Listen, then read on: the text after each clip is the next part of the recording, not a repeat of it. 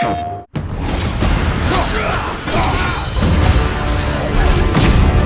a combat perspective, I always, and I still feel like the meat and potatoes of any God of War game is combat.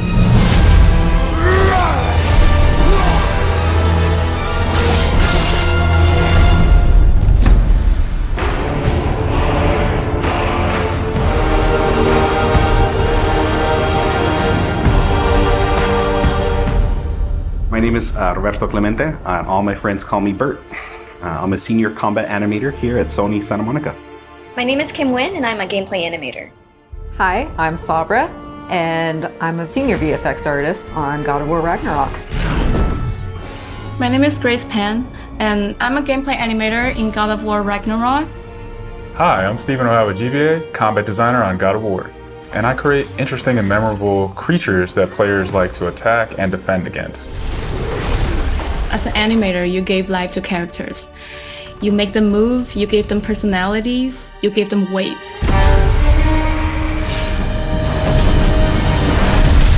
My role as a VFX artist is to put the power behind a move. You are in control of fire and earth and water and wind. Whether you are throwing your axe or on the receiving end of an enemy spell, VFX is what really gives the movement and the danger to every move that a character or enemy makes.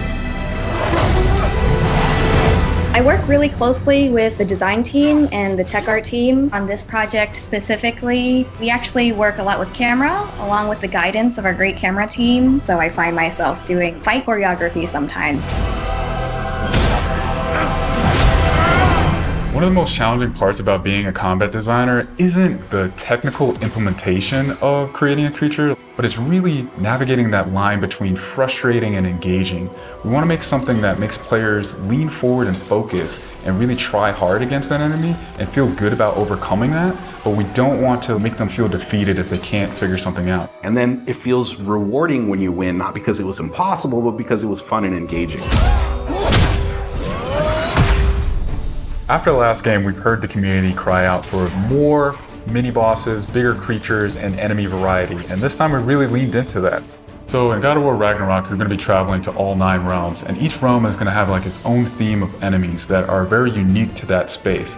For example, in Alfheim, we're familiar with the Dark Elves, but this time around we're going to be fighting Light Elves, such as the Light Elf Warrior. One of the key learnings from the last God of War game is we don't have to think about the camera and how close combat is going to feel. We already have that knowledge, so we can build upon the close camera that we have, and we can iterate on enemies, creating more interesting scenarios. In the last game, Atreus was just starting to fight alongside Kratos, and he was learning from the master tactician. So in this game, he's trying to prove himself a little bit more, and we built upon those mechanics with him. The previous God of War, Atreus was still a kid, right? So he has a lot of dependency on his father. And for this game, you'll see Atreus moving more independently on his own as a companion. In regards to VFX for Kratos, I think what the players really love is the powerfulness of it. When you are playing as Kratos, you really do feel like the God of War. And moving into Ragnarok, we want to really make something bigger, make it stronger, make it more of a spectacle. You want them to be like, oh my gosh, I didn't know that the Blades of Chaos could get even better, but look at that. So as Kratos gets more powerful, he's going to have access to newer combos and newer abilities that will increase the combat depth of each weapon. For the Blades, one of the moves that I've really enjoyed from previous God of Wars is the combat grapple, and we're going to be bringing that with a new twist. I'm very excited for players to try the blade grapple traversal moves. That brings so much more speed into the movement and the dynamic feel to it. One of the ways we've expanded Kratos combat this time around is we've given more utility and choice to his shield loadout. If you are a parry person, you could really go for a shield that gears towards parrying. If you're a big blocker, then you could choose a shield that will really match your playstyle. One new mechanic or element that I'm really excited about is these combo finishers. Building up the stun meter this time around is going to lead to different ways to basically decapitate the enemy. You're going to be able to choose, which weapon you want to have when you kill a guy. Another feature that we've added for Kratos is his new pre-fall attacks. You could jump off a ledge, and if there's an enemy below you, you could slam down on him. There's such an emphasis on verticality in some of these fights that it's super engaging. And as Kratos, now that you have so much mobility and that you can also take advantage of that verticality, I think it just adds such another interesting layer to a fight.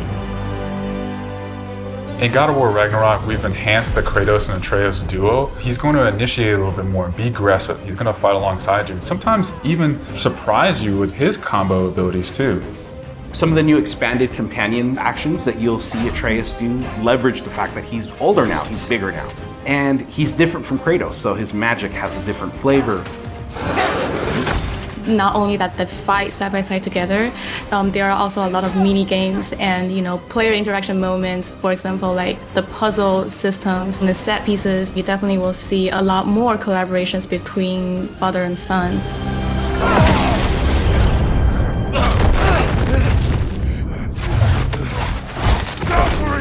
Odin must have said that.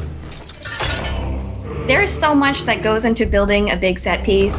You basically iterate and iterate and iterate, and it takes testing and just seeing what works to really figure out the personality of something. Basically, every department gives it their all to make things really spectacular.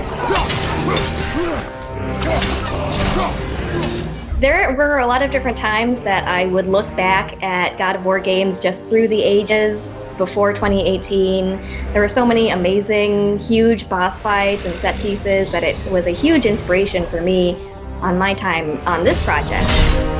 For the old father! Our design philosophy for creating new and memorable enemies is basically making them a combat puzzle, similar to like chess, and focusing on the chess pieces. Each piece has its own theme and its own use. You need to be able to see what's happening in an instant and be able to react as the player. There's a couple of different ways that we go into making an attack very readable for the player. Sometimes we add a signature audio cue, or we'll add the different rings, such as what we did in the last game, that lets you know that this attack is unblockable, you need to dodge it. There's so many different ways that VFX really helps not just show what an enemy is about to do, but show who the enemy really is.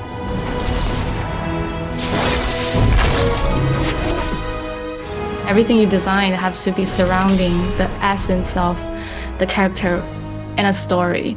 It's what makes it believable and memorable in the first place. I think what I'm most excited about is for players to experience the diversity of enemies that this game has to offer. You will be fighting everything from small little creatures to things that will take up the entire screen.